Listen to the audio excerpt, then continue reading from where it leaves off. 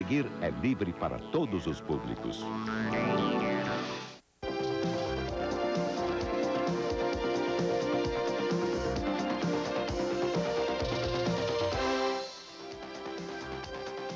De novembro é o Dia Mundial da Ciência pela Paz e pelo Desenvolvimento. O Projeto Campus se junta às comemorações e apresenta um programa especial. São dois temas relacionados: pesquisa científica e a questão ambiental. O documentário Rio Marginal mostra como um grupo de especialistas criou ações para recuperar o Rio Pinheiros, um dos mais importantes e poluídos da cidade de São Paulo. Depois, um problema que esquenta a cabeça das pessoas do mundo inteiro. Por que a Terra está cada dia mais quente? No documentário Aquecimento Global, vamos conhecer as razões e o que ainda pode ser feito para se evitar que o pior aconteça. E, finalmente, teletransporte. O que é ciência e o que é fantasia quando pessoas e objetos se movem de um lugar a outro como num passe de mágica? Vamos começar com a produção da TV USP, Rio Marginal.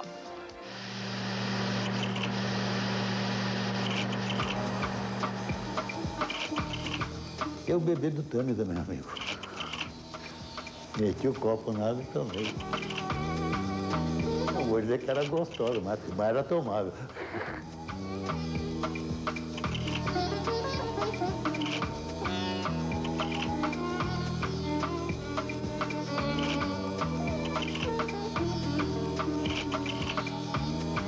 O Rio Pinheiros tem uma grande participação na vida do mundo urbano industrial e do mundo urbano metropolitano em São Paulo.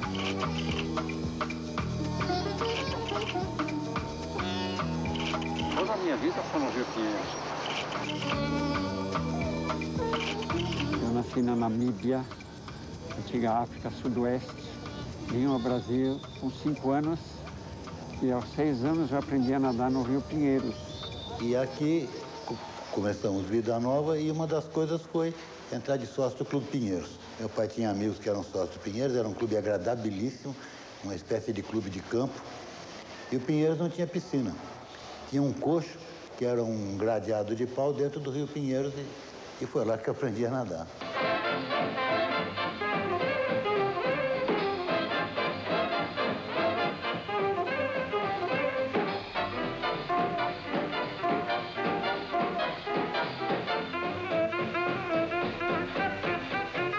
Eu aprendi a nadar no coxo. Foi. A minha primeira medalha também foi ganhar no Rio.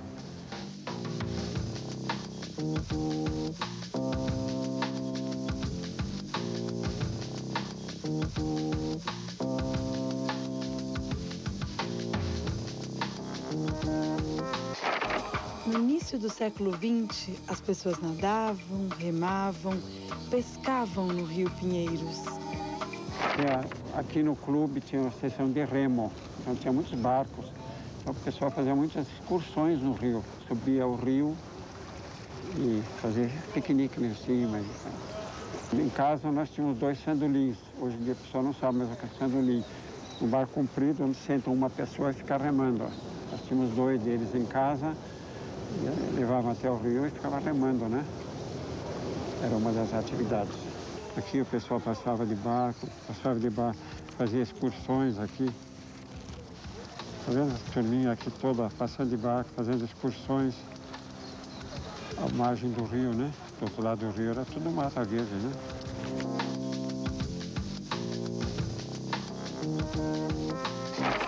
Pinheiros nascia na encosta da Serra do Mar e, cheio de curvas, desaguava no Tietê. Bom, o Rio Pinheiros tinha peixe,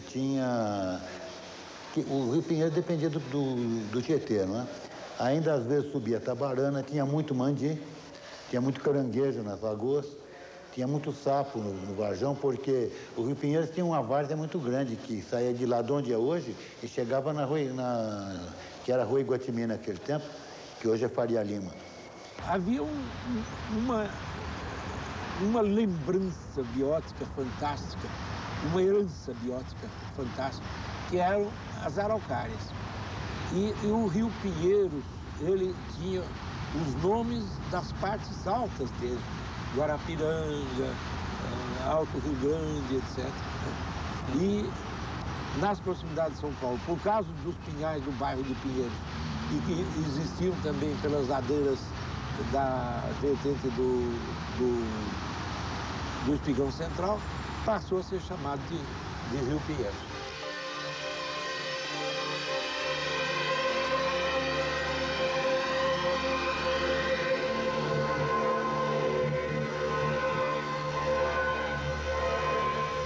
De São Paulo usava porque o material de construção, a areia, o pedregulho, vinham do Rio Pinheiros antes de ser retificado.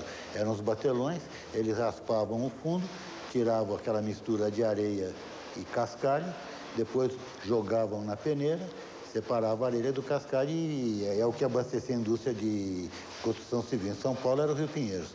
Com a retificação acabou isso, né?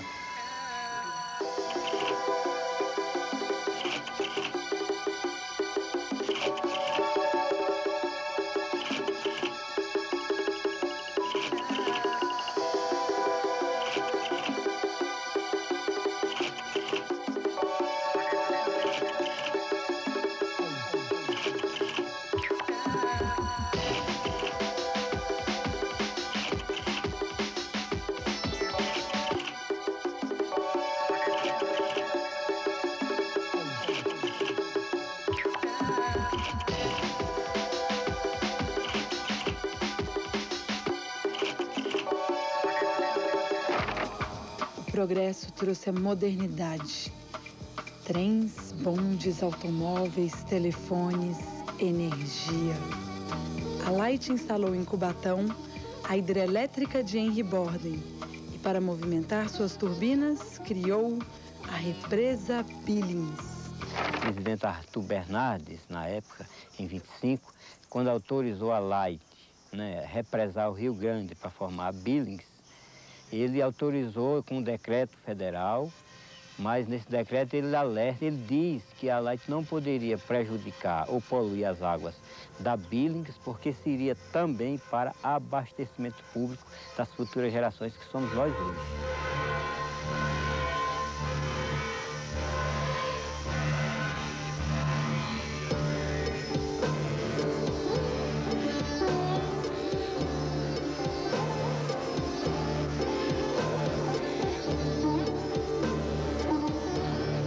Para encher a Billings e produzir mais energia na Henry Borden, o Rio Pinheiros foi retificado e 2 usinas elevatórias foram construídas.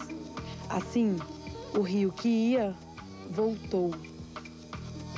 Na medida em que se conseguiu colocar grande parte das águas do Tietê dentro do canal retificado do Pinheiros, através de 2 elevatórias, Traição e Pedreiras, houve um enxugamento da planície.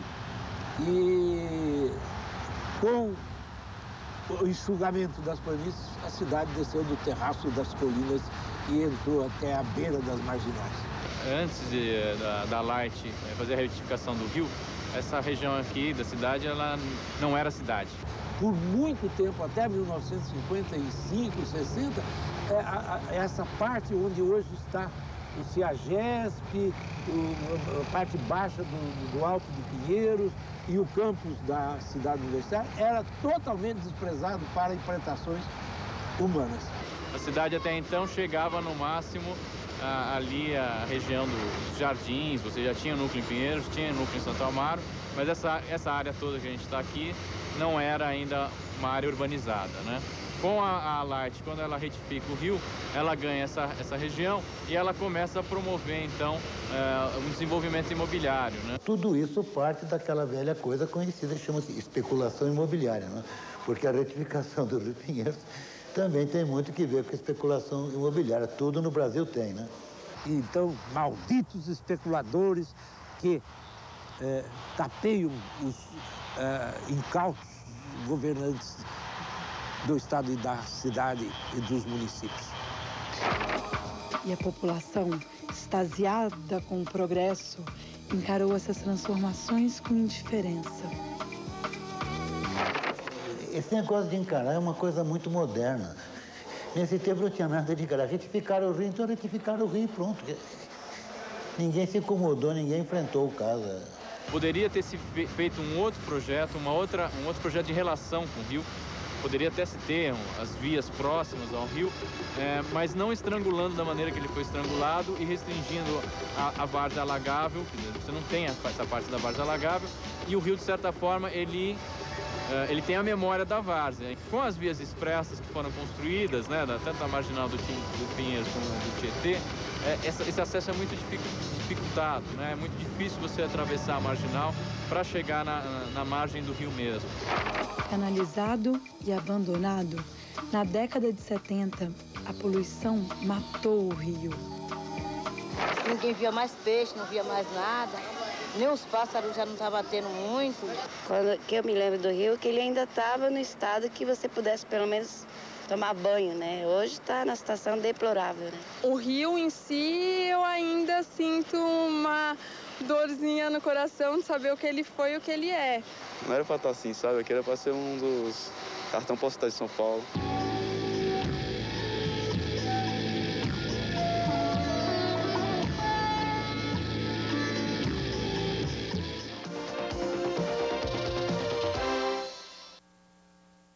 O Balanço Social mostra toda semana o trabalho de empresas que colaboram com a melhoria da sociedade. Conheça projetos que fazem a diferença.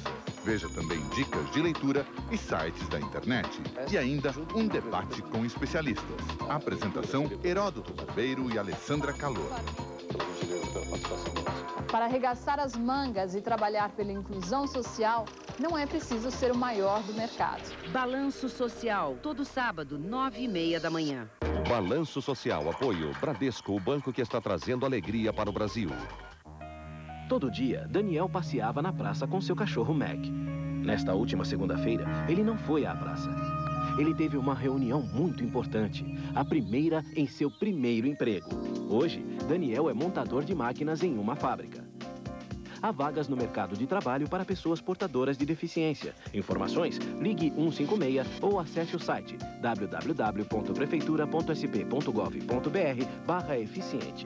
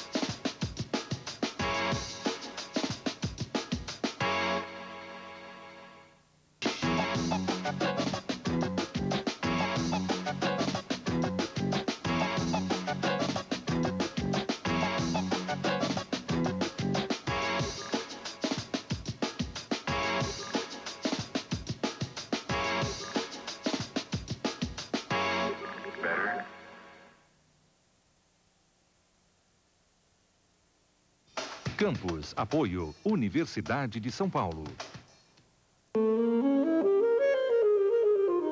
São técnicos, produtores, diretores, orquestra, plateia, todos muito bem afinados para que os candidatos, como o Rafael Miliani, o saxofonista, façam uma boa apresentação e para que você aí em casa tenha um ótimo espetáculo.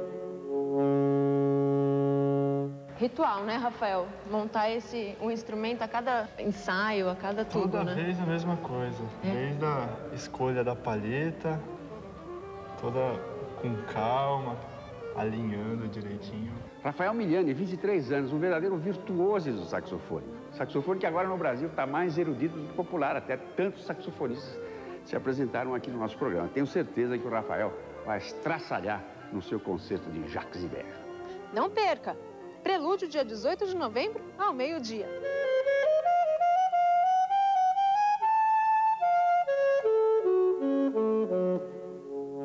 Na década de 20, ela enfeitiçou os intelectuais de São Paulo. Você é um encanto, Patrícia. E escandalizou os conservadores. Avisa geral que eu fui presa! Patrícia Galvão. Na segunda parte do documentário Rio Marginal, especialistas discutem soluções capazes de reverter o estado de degradação do Rio Pinheiros. A produção é da TV USP.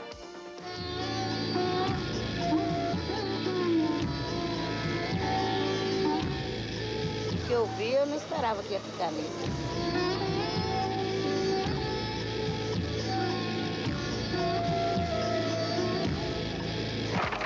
A poluição do Pinheiros começou a ameaçar a Billings e o abastecimento de água potável.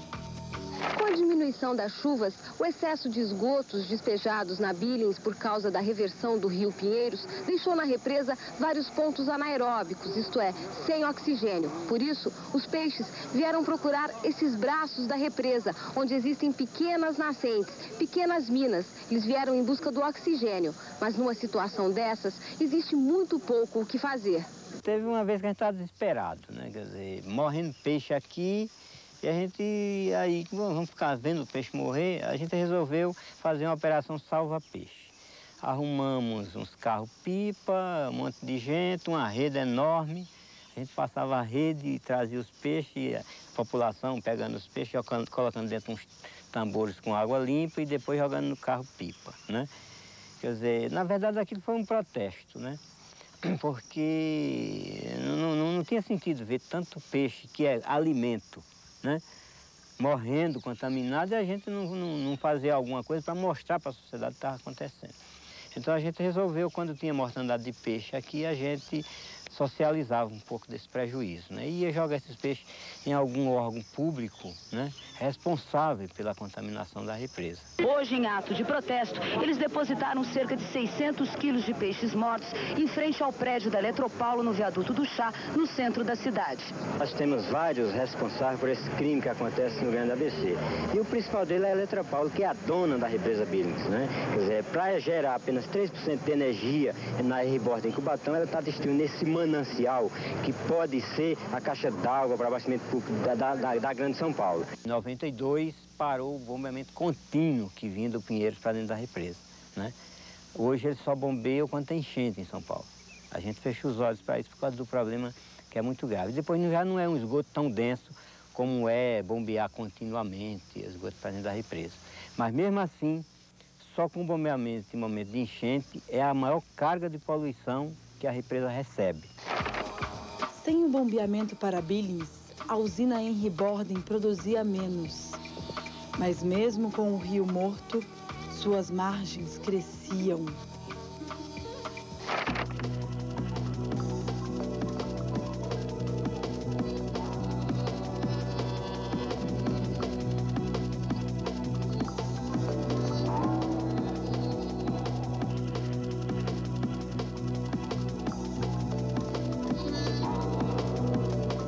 Começa a acontecer a partir da década de 70 é justamente essa indústria da promoção imobiliária percebe o potencial da região, ela se aproveita ainda da existência de vários terrenos, de algumas indústrias que estavam saindo e deixando grandes áreas vazias, e de 90 para cá que você tem o que eu denominei aí de mega empreendimentos, que são empreendimentos comerciais, quase todos de edifícios de escritório que são climatizados. A ideia foi justamente atrair principalmente a sede das grandes empresas que até a década de 70 se concentrava no centro e na Avenida Paulista, trazer essa sede dessas empresas para cá. E essas empresas elas vão buscar uma ambiência que está relacionado com um padrão, vamos dizer assim, global de negócios, né? Então, por isso a escolha desses edifícios e por isso que esses edifícios têm características que você poderia achar tanto aqui como em qualquer cidade do mundo.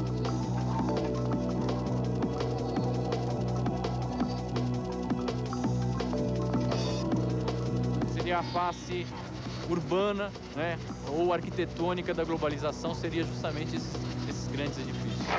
Mas na margem oposta do luxo, a pobreza.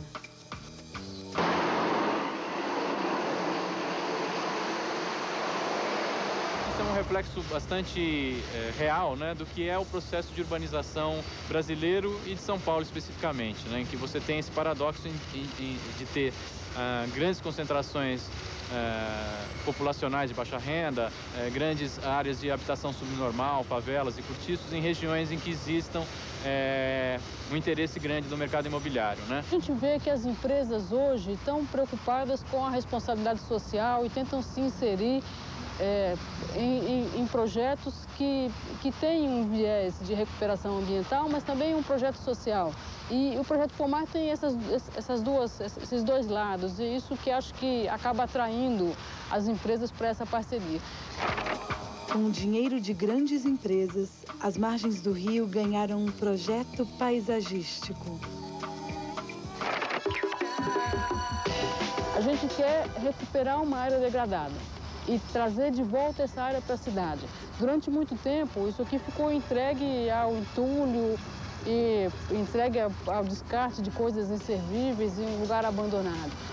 A gente pretende trazer essa área de volta para a cidade. Nós fazemos aqui um projeto de recuperação do meio ambiente. Plantamos vários tipos de árvores, vários tipos de flores.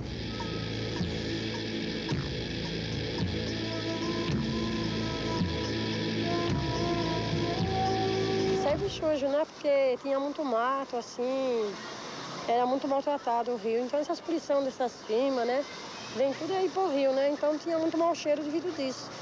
E o rio não estava tratado, agora está sendo bem tratado. Eu me sinto realizada em vista do que ele encontrava.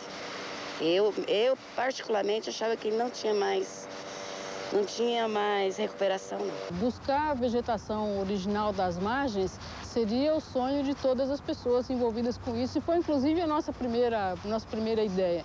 Acontece que essa área não é mais igual essa área era originalmente. A gente tem aqui solos completamente diferentes dos solos originais dessa região. Então, impossível transformar essa área no que essa área foi um dia. Teve que se partir disso. Isso é uma coisa que não podia ser alterada. Ninguém vai reverter a questão da canalização do rio e voltar o rio ao curso natural. Fora de propósito isso. Então, o que se buscou foi o mais possível trabalhar com espécies que se adaptassem a esta condição. Eu acho um abuso a inteligência das pessoas.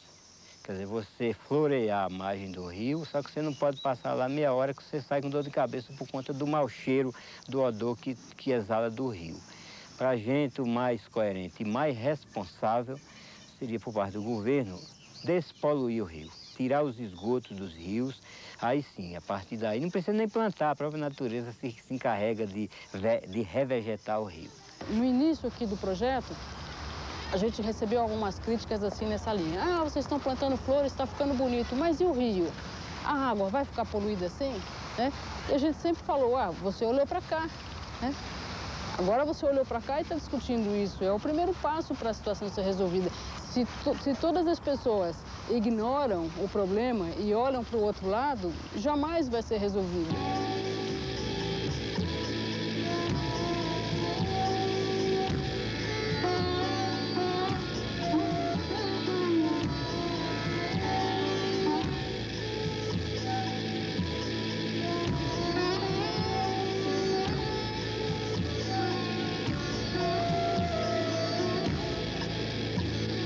A poluição do rio tem duas partes. Uma parte política, e é lógico que é uma coisa politicamente muito simpática, e uma parte técnica. O projeto de limpeza do rio, feito com dinheiro privado, utilizará a técnica de flotação.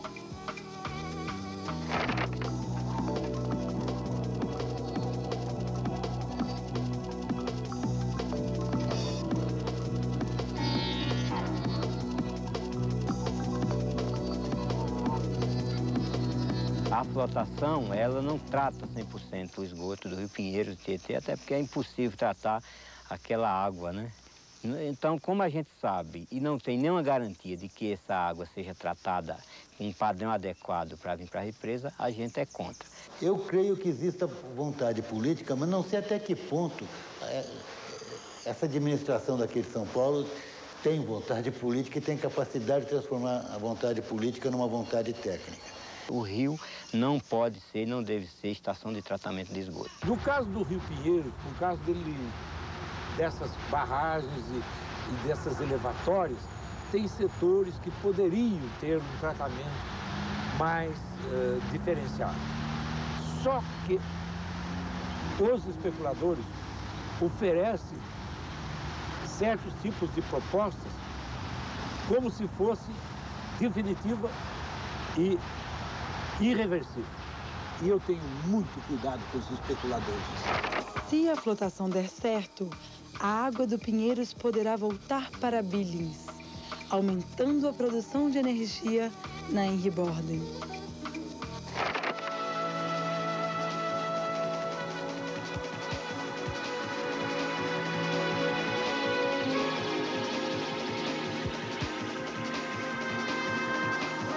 Então eu acredito que em algum período a gente vai ter os rios despoluídos.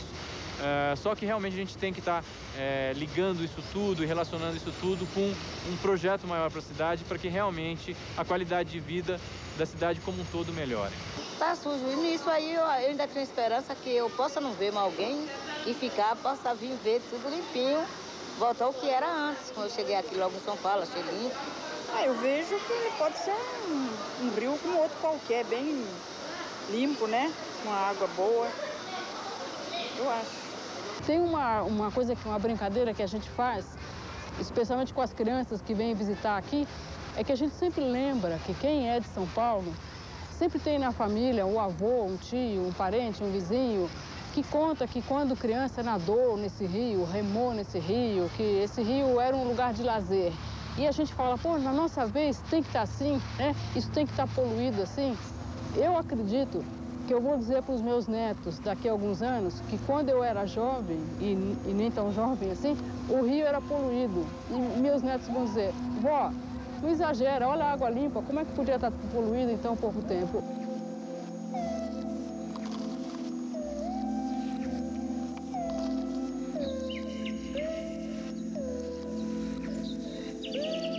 Billings, esta água que ora vez suja tão fedida, outrora era clara, fauna, flora, vida. Hoje um reservatório de água poluída, obra de governos sem respeito à vida. Não é de governo nem de entidade, é um patrimônio da sociedade. Por respeito à fauna, por respeito à flora, salve a natureza, ainda é hora. Eu não vou beber água do Rio Pinheiros porque eu estou quase com 80 anos, mas meu filho vai. O Tâmisa foi despoluído. Eu não vejo por que o Pinheiros não seja. Tirando que o Tâmisa é na Inglaterra e o Pinheiros é no Brasil.